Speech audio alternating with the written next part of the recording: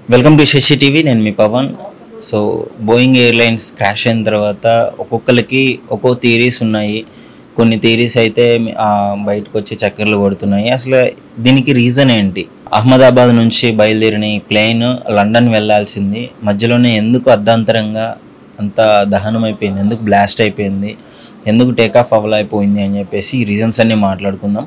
First ఆ ప్లేన్లో ఉన్న వాళ్ళు చాలామంది చాలా డ్రీమ్స్తో వచ్చారు. వాళ్ళు ఇక్కడికి ఒక్కొక్కరిది ఒక్కొక్క ట్రాజడీ. అంటే మాజీ ముఖ్యమంత్రి కూడా చనిపోవడం జరిగింది. అంటే ఇంతమంది లైఫ్ ప్రాణాలు పోవడానికి గల కారణం ఏంటి అని చెప్పేసి క్లియర్గా మాట్లాడుకుందాం. అసలు ఎందుకు ఈ ప్లేన్ క్రాష్ అయింది, ఫస్ట్ వీళ్ళ స్టోరీస్ ఏంటో తెలుసుకున్న తర్వాత నేను ఎందుకు క్రాష్ అయిందో క్లియర్గా మీకు ఎక్స్ప్లెయిన్ చేసే ప్రయత్నం చేస్తాను. ఇవన్నీ నేను బాగా అనాలిసిస్ చేసిన వాళ్ళ దగ్గర నుంచి తీసుకున్న రిపోర్ట్ ఉంది నా దగ్గర.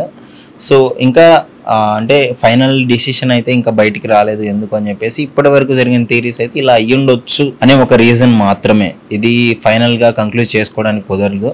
సో వాళ్ళైతే అఫీషియల్గా అనౌన్స్ చేస్తేనే తెలుస్తుంది ఎందుకు ఇలాంటి ప్రమాదం జరిగిందని చెప్పేసి. ఫస్ట్ అయితే చాలామంది పాపము ఫ్లైట్లో మెయిన్ దీనికి రీజన్ ఏంటి అంటే 2 ఇంజన్స్ ఫెయిల్ అయ్యాయి అని చెప్పేసి అయితే చెప్తున్నారు. దీనికి రీజన్ నేను తర్వాత చెప్తాను. చాలామంది ఎన్నో హోప్స్తో లండన్ వెళ్ళడానికి చాలామంది ఉన్నారు. పోర్చుగల్ వాళ్ళు ఉన్నారు, మన ఇండియా వాళ్ళు కూడా ఉన్నారు. 150 మెంబర్స్ కంటే ఎక్కువగా ఇండియా వాళ్ళు ఉన్నారు. ఇప్పటివరకు మనకు వచ్చిన లిస్ట్ ప్రకారం అయితే 279 పీపుల్స్ కంటే ఎక్కువ మందే చనిపోవడం జరిగింది. అంటే ప్లేన్లో అంతమంది లేరు కదా. అంటే ఆ ప్లేన్లో ఉన్న వాళ్ళతో పాటు అదొక మెడికల్ కాలేజీలోని హాస్టల్లోకి ల్యాండ్ చేసే ప్రయత్నంలో వచ్చి దాన్ని గుద్దుకొని బ్లాస్ట్ అవ్వడం జరిగింది. ఆ రెసిడెన్షియల్ ఏరియాలో ఉన్న చాలామంది మెడికల్ స్టూడెంట్స్ కూడా పాపం వాళ్ళు ఎందుకు చనిపోతున్నారో తెలీదు, ఏం జరిగిందో తెలీదు. సడన్గా ఆ ప్లేన్ వచ్చేసి క్రాష్ అవ్వగానే వాళ్ళు కూడా ఇన్సిడెంట్లో చాలామంది చనిపోవడం జరిగింది. మీరు నమ్మరు, ఒక్కో బాడీలో పార్ట్స్ అన్నీ చల్లాచెదురైపోయాయి. అంటే ఏ బాడీ ఏంటి అని గుర్తుపెట్టుకోవడానికి కూడా అక్కడ వీలు లేదు.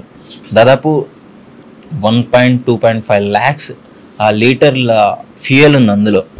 అంత పెద్ద ఫ్యూయల్ బ్లాస్ట్ అయిందంటే మీరు అర్థం చేసుకోవచ్చు, ఒక్క మనిషి కూడా బతకడం, మొత్తం బూడిదైపోతారు. సో వాళ్ళందరికీ DNA టెస్టులు చేయాలి. అక్కడ ప్లేన్లో ఉన్న వాళ్ళకి DNA టెస్ట్ చేయాలి. వాళ్ళ ఫ్యామిలీ ఎవరెవరైతే ఫ్లైట్ ఎక్కారో వాళ్ళ ఫ్యామిలీ మెంబర్కి DNA టెస్ట్ చేయాలి. ఈ 2 DNA టెస్టులు మ్యాచ్ చేయనప్పుడు మాత్రమే వీళ్ళ ఫ్యామిలీ అని గుర్తించే స్థితికి అంత పెద్ద ఇన్సిడెంట్ జరిగింది. నాకు తెలిసి ఇండియాలోన వన్ ఆఫ్ ది మోస్ట్ అంటే ట్రాజడిక్ ఇన్సిడెంట్ అని కూడా చెప్పుకోవచ్చు. ఇంత పెద్ద ఇన్సిడెంట్ నాకు తెలిసిన తర్వాత ఎప్పుడూ జరగలేదు. దాదాపు ఇన్ని వందల మంది చనిపోవడం అంటే నాట్ ఏ నార్మల్ ఇష్యూ. చాలామంది పాపం వాళ్ళ స్టోరీస్ వింటే ఆ పైలట్స్ వాళ్ళందరూ ఎక్స్పీరియన్స్డే. మళ్ళీ చాలామంది ఇప్పుడు పైలట్స్ మిస్టేక్ ఉంది అని చెప్పేసి కొంతమంది సోషల్ మీడియాలో చెప్పడం జరుగుతుంది. పైలట్స్ అయితే 18,000 hours డ్రైవ్ చేసిన ఎక్స్పీరియన్స్ ఒకళ్ళకైతే 11,000 hours చేసిన వాళ్ళకి ఎక్స్పీరియన్స్ ఒకళ్ళది. అంటే ఇద్దరు చాలా మోస్ట్ ఎక్స్పీరియన్స్డ్ అనమాట. సో వీళ్ళిద్దరు మిస్టేక్ చేసే ఛాన్స్ నాకు తెలిసి 0% కూడా ఉండదు, లేదు కూడా. సో వీళ్ళు కూడా అంటే ప్యాసింజర్స్కి పాపం తెలుసో తెలీదో ఏదో జరుగుతుంది అన్న కన్ఫ్యూజన్లో వాళ్ళు ఉంటారు. బట్ వీళ్ళిద్దరికి పైలట్స్కి మాత్రం డెఫినెట్లీ తెలిసి ఉంటుంది అసలు ఏం జరగబోతుంది, మనందరం చచ్చిపోబోతున్నాం అని. వాళ్ళు ఆ టైంలో కూడా చాలా ధైర్యంగా ఆల్మోస్ట్ లాస్ట్ సెకండ్ వరకు వాళ్ళ ప్లేన్ని అందులో ఉన్న ప్యాసింజర్స్ని కాపాడదామనే ట్రై చేశారు. కానీ పాపం చేయలేకపోయారు, ప్రాణత్యాగం చేశారు వాళ్ళు కూడా. అంటే వాళ్ళకి తెలుసు ఏం జరుగుతుంది, ఏం చేయాలి అని. మొత్తం వాళ్ళ చేతిలో ఉన్న 200% ప్రయత్నించారు. సో మేడే కాల్ అని ఒకటి ఉంటుంది. సో 2 ఇంజన్స్ ఫెయిల్ అయినప్పుడు, వాళ్ళ చేతిలో ఏం లేనప్పుడు, ఏదైనా ఒక సివియర్ ఇంజరీ జరుగుతుంది, ఇంకా మేమందరం చచ్చిపోతున్నాం, మాకు హెల్ప్ కావాలి అన్నప్పుడు ఈ కాల్ చేస్తారు. సో లాస్ట్ మూమెంట్లో ఈ వాయిస్ కూడా రికార్డ్ అయింది, ఈ వాయిస్ కూడా వినిపించింది. ఫ్లైట్లో ఉన్న బ్లాక్ బాక్స్ ఒకటి ఉంటుంది, అందులో మొత్తం డేటా మొత్తం రికార్డ్ అయి ఉంటుంది. అసలు ఎందుకు ఈ క్లాష్ అయిందని దాన్ని కూడా ఇన్వెస్టిగేట్ చేస్తే బయటికి రావచ్చు. సో వాళ్ళు మేడే కాల్ చేసినారు, హెల్ప్ కావాలి, మాకు పవర్ సర్క్యూట్ అవ్వట్లేదు, పవర్ రావట్లేదు అని చెప్పేసి వాళ్ళు కాల్ చేసి పైలట్స్ చెప్పడం జరుగుతుంది. ఎందుకు పవర్ రావట్లేదు అంటే జనరలీ ఈ బోయింగ్లో అంటే ఇంతకుముందు యూజ్ చేసే బ్యాటరీస్ వేరేలాగా ఉంటుంది. సో ఈ బ్యాటరీస్ అనేది కొంచెం లిథియంతో తయారు చేసిన బ్యాటరీస్ అనమాట. ఇది అడ్వాన్స్ వర్షన్ అనమాట. సో వెయిట్ చాలా ఇంతకుముందు యూజ్ చేసే అన్ని ప్లేన్స్లో యూజ్ చేసే బ్యాటరీస్ అనేవి కొంచెం వెయిట్ ఉంటుంది, పవర్ సర్క్యూట్ తక్కువగా ఉంటుంది. సో కొంతమంది బ్యాటరీ ఎలక్ట్రికల్తో ఈ ఏసీ కానీ ఫ్లైట్లో ఉన్న లైట్స్ కానీ రన్ చేసే ఛాన్స్ ఉంటుంది. ఇంకొన్ని అయితే ఆ ఫ్యూయల్తోనే ఈ లైట్స్ అనేవి ఇవన్నీ రన్ చేస్తారు. సో ఇప్పుడు మనం చూసుకున్న మాటలు క్రాష్ అయిన ఎయిర్ప్లేన్లు ఏంటంటే సో ఈ బ్యాటరీస్తోనే రన్ చేస్తారు.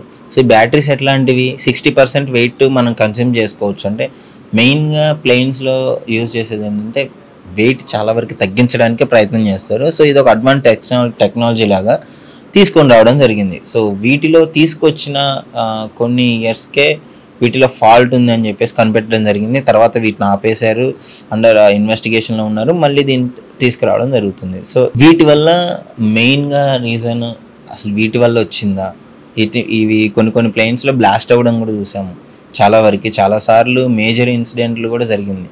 సో మరి ఎందుకు ఈ విధంగా టెక్నికల్ ఇష్యూస్ వస్తుంటే మళ్ళీ బోయింగ్ దీన్నే ఎందుకు యూజ్ చేస్తుంది అని చెప్పేసి అంటే సో దీని అడ్వాంటేజెస్ చాలా ఉన్నాయి, బట్ ఏదున్నా ప్రాణాల కంటే ఎక్కువ కాదు కదా. సో చూసుకోవాలి దీన్ని కూడా. టెక్నికలీ బోయింగ్ కంపెనీ అనేది చాలా బ్రాండ్ అనమాట. ఇది ఒక చాలా ద బిగ్గెస్ట్ కంపెనీ ఎవరనమాట ఎయిర్లైన్సెస్లో కానీ మనం రాకెట్లు పంపించే దాంట్లో కూడా ఈ కంపెనీ రాకెట్స్ తయారు చేస్తుంది. సో ఇట్లాంటివి అయితే ఇన్సిడెంట్లు ఉంది. మొన్న సునీత విలియమ్స్ గారు వెళ్ళింది కూడా బోయింగ్ స్టార్ లైనర్లోనే వెళ్ళారు. సో అందులో కూడా టెక్నికల్ ఎర్రర్ వచ్చింది కాబట్టి ఆమెను అక్కడ స్పేస్లో ఉంచి దీని కిందకి రాకెట్ని కిందకి రావడం జరిగింది. సో ఇట్లాంటి టెక్నికల్ ఇష్యూస్ ఎందుకు వస్తున్నాయంటే ఒకప్పుడు బోయింగ్ కంపెనీ అనేది నెంబర్ 1 కంపెనీ. తర్వాత కాంపిటీషన్ మార్కెట్లోకి చాలా పెద్ద కంపెనీస్ రావడము, ఒక తక్కువ ఫ్యూయల్తోనే ఎక్కువ కంఫర్టబుల్గా ఉండడము, ఎక్కువ మైలేజ్, ఇట్లాంటివన్నీ జరుగుతున్న తర్వాత కాంపిటీషన్ తట్టుకోలేక ఇది కూడా ఏదో ఒకటి చేయాలి, ఈ కాంపిటీషన్ తట్టుకోవాలనే ప్రాసెస్లో ఇట్లాంటి మిస్టేక్స్ చేసి చాలా ఫేస్ చేసింది కూడా ఈ కంపెనీ. సో నేను లిస్ట్ చెప్తాను చూడండి. సో దాదాపు మేజర్ ఇన్సిడెంట్ నేను చెప్పేది మైనర్ ఇన్సిడెంట్ కాదు. మైనర్ ఇన్సిడెంట్లు చాలా జరిగాయి. మేజర్గా జరిగింది ఏంటంటే 2018లో, 19లో, 21లో, 22లో, 23లో, 24, 25 మొన్న జరిగింది 25. అంటే ఇయర్ వైజ్గా ఏదో ఒక మేజర్ ఇన్సిడెంట్ జరుగుతూనే ఉంది. సో ఇప్పటికైనా మరి మారకుండా ఈ కంపెనీ ఎందుకు ఈ విధంగా చేసింది అంటే మాత్రం మన దగ్గర రీజన్స్ లేవు. మరి వాళ్ళ పర్స్పెక్టివ్స్ వాళ్ళకు ఉంటాయి. కానీ చాలా మంది ఒక ఫ్యామిలీ అయితే పాపము వాళ్ళ భార్య చనిపోయి 1 వీక్ కూడా అవ్వట్లేదు. వాళ్ళ భార్య లండన్లో సెటిల్ అయ్యారు. వాళ్ళ భర్తని నేను చనిపోయిన తర్వాత నా అస్థికలు మా సొంత ఊర్లో కలపాలి అని చెప్పేసి అంటే మా అస్థికలు కలిపి వాళ్ళ పిల్లలు ఇద్దరిని వదిలేసి వచ్చి కలిపి వెళ్తున్న ప్రాసెస్లో ఆయన కూడా 1 వీక్ గ్యాప్లో చనిపోవడం జరిగింది. సో చాలామంది డాక్టర్ ఇక్కడ లండన్లో సెటిల్ అయిన డాక్టర్ ఇక్కడ పిల్లలతో ఫ్యామిలీతో సహా ఒక 5 పిల్లలు 2 వీళ్ళు 5 ఒకేసారి చనిపోవడం జరిగింది. ఇట్లా చాలామంది. ఆ పైలట్కి కూడా 90 years ఫాదర్ ఉన్నాడు. ఒక పైలట్కి డాడీ నేను మానేస్తాను, జాబ్ మానేసి నీ దగ్గరే ఉంటాను, నీకు వయసు అయిపోయింది అని చెప్పి పాపం ఆ 3 days గ్యాప్లోనే ఇన్సిడెంట్ జరిగింది. ఇట్లా చాలామంది ఇంకా క్రూ మెంబర్స్ 15 members వరకు ఉన్నారు. సో వాళ్ళు అందరూ అంత డబ్బులు ఉన్న వాళ్ళకి అదే ప్రాబ్లం, డబ్బులు లేని వాళ్ళకి అదే ప్రాబ్లం. సో చాలామంది వాళ్ళ ఫ్యామిలీస్ని కోల్పోవడం జరిగింది. ఇన్ని ఇన్సిడెంట్లు ఇంతమంది ప్రాణాలు పోవడానికి గల రీజన్ ఏంటి అంటే ఫస్ట్లీ 2 ఇంజన్స్ అనేవి ఫెయిల్ అయిపోయాయి. సో హైడ్రాలిక్ది ఫెయిల్ అయింది, సో మెకానికల్ది ఫెయిల్ అయింది. అసలు అంటే 2 ఇంజన్స్ ఫెయిల్ అయిన తర్వాత ర్యాట్ అనే ఒక ఆప్షన్ ఉంటుంది. సో దీన్ని కంట్రోల్ చేసుకునేదానికి అది ఓపెన్ అవుతుంది ఫ్లైట్ నుంచి. సో అది ఓపెన్ అయింది. సో దీని ద్వారా 2 ఇంజన్స్ ఫెయిల్ అయ్యాయి, సర్క్యూట్ రావట్లేదు అని చెప్పేసి ఇన్వెస్టిగేషన్ చేసినప్పుడు అయితే నిర్ధారించడం జరిగింది. ఇది ప్రైమరీ ఇన్వెస్టిగేషన్ మాత్రమే. So the main reason engines fail అవ్వడం వల్ల. ఇంజన్స్ ఎందుకు ఫెయిల్ అయ్యాయి అంటే వెళ్ళే ముందే చెక్ చేసుకుంటారు జనరల్గా. అప్పుడు మనకి ఇండికేటర్ ఉంటుంది. జనరల్గా ఒకటి ఫెయిల్ అయితే ఒక దాంతో సేఫ్గా ల్యాండ్ చేయొచ్చు. ఇది బేసిక్గా అందరికీ తెలిసిన విషయమే. సో ఇక్కడ 2 ఒకేసారి ఫెయిల్ అవ్వడం వల్ల రీజన్స్ ఏంటంటే ఫస్ట్ అయితే ఒక బర్డ్ హిట్ చేసిందా అని చెప్పేసి అని అనుకుంటున్నారు. సో అక్కడ బర్డ్ ఏం హిట్ చేయలేదు, ఇన్వెస్టిగేషన్లో అది తెలిపింది. సో సెకండరీ ఏంటంటే ఏదైనా మెకానికల్ ప్రాబ్లం ఉందా లేదంటే పైలట్స్ ఏమన్నా మిస్టేక్స్ చేశారా అని చెప్పేసి ఈ కోణంలో కూడా ఇన్వెస్టిగేషన్ చేశారు. సో అక్కడ కూడా వీళ్ళకి పైలట్స్ ఏమి మిస్టేక్స్ చేయలేదు, వాళ్ళ సైడ్ నుంచి అంతా క్లియర్గానే ఉంది. ఆ బ్లాక్ బాక్స్ తీసుకున్న తర్వాత చిన్నగా నిజాలన్నీ బయటపడుతున్నాయి. అందులో రికార్డ్ అయి ఉంటుంది ఏంటి లాస్ట్ 2 hours డేటా మొత్తం అందులో రికార్డ్ అయి ఉంటుంది ఆ బ్లాక్ బాక్స్లో. సో దాన్ని ఇన్వెస్టిగేషన్ చేసిన తర్వాత మెకానికల్గా ఎలాంటి ప్రాబ్లం లేదు, పైలట్స్ నుంచి ఎలాంటి ప్రాబ్లం లేదు. మరి ఎందుకు ఇవి ఈ 2 ఇంజిన్స్ ఫెయిల్ అయ్యాయి, ఎందుకు అంత పెద్ద బ్లాస్ట్ జరగాల్సి వచ్చింది అనేది అయితే ఫైనల్గా కంక్లూజన్ ఇవ్వాల్సి ఉంటుంది. సో దీనిపైన ఇన్వెస్టిగేషన్ చేస్తున్నారు. ఆ బోయింగ్ కంపెనీ వాళ్ళు కావచ్చు, ఆ FAA వాళ్ళు కావచ్చు, ఇంకా మిగతా వాళ్ళందరూ ఇన్వెస్టిగేట్ చేస్తున్నారు. కానీ మెయిన్ ఏదైనా కానీ చాలామంది ప్రాణాలు కోల్పోవడం అయితే జరిగింది. ఇంత పెద్ద ఇన్సిడెంట్ పాపం మెడికల్ కాలేజీలో వాళ్ళు ఎందుకు ఏం చేస్తున్నారో కూడా తెలియదు. లంచ్ టైంలో ఇన్సిడెంట్ జరిగింది. అక్కడ కాలేజీ దగ్గర చిన్న బాబు టీ షాప్ పెట్టుకొని ఉంటాడు. అక్కడ కూడా ఈ ఇన్సిడెంట్ జరిగింది. పాపం ఏం తెలియదు, టీ షాప్ పెట్టుకున్న వాళ్ళ కొడుకు కళ్ళ ముందే చనిపోతే తల్లి కాపాడడానికి ప్రయత్నం చేసింది. సో ఆమె కూడా ఇప్పుడు గాయాల పాలై హాస్పిటల్లో ఉంది. ఒక్కడు మాత్రం బతికాడు. మరి ఆయన అదృష్టం అనాలా ఏమనాలా తెలియదు, కానీ ఆయనకి రాసి పెట్టింది అంతే, బతకాలి అని రాసి పెట్టింది. ఒక్కడు బతికాడు. ఆయన పేరే విశ్వాస్ కుమార్ సింగ్ సంథింగ్ ఏదో ఉంది. ఆయన బ్రిటిష్ సిటిజన్ అని తెలుస్తుంది. సో ఆయన ఎక్కడంటే ఎమర్జెన్సీ డోర్ పక్కనే కూర్చోవడం జరిగింది. బ్లాస్ట్ అయినప్పుడు డోర్ విరిగిపోయి ఆ సీట్ అవతల పడిపోవడం జరిగింది.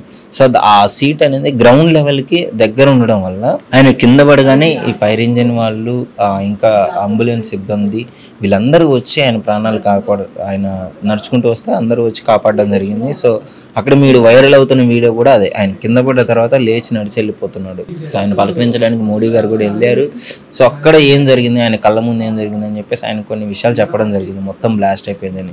ఇమాజిన్ 1.25 లీటర్స్ ఆ ఫ్యూయల్ బ్లాస్ట్ అయితే ఎక్స్ప్లోజర్ అనేది ఎలా ఉంటుందో మీకు చూశారు కదా. సో ఆ వీడియో మొత్తాన్ని అక్కడ ఉండే లోకల్లో ఒక చిన్న బాబు రికార్డ్ చేయడం జరిగింది. ఆయన టెర్రస్ మీద ఏదో వీడియో చేసుకోవడానికి బయటకు వచ్చినప్పుడు ఆ ఫ్లైట్ కింద నుంచి వెళ్తుంటే అది కొంచెం డిఫరెంట్గా ఉంది అని చెప్పేసి దాన్ని రికార్డ్ చేయడం జరిగింది. ఇప్పుడు మీరు చూస్తున్న సోషల్ మీడియాలో మొత్తం చక్కర్లు కొడుతున్న వీడియో మొత్తం అతను తీసిందే.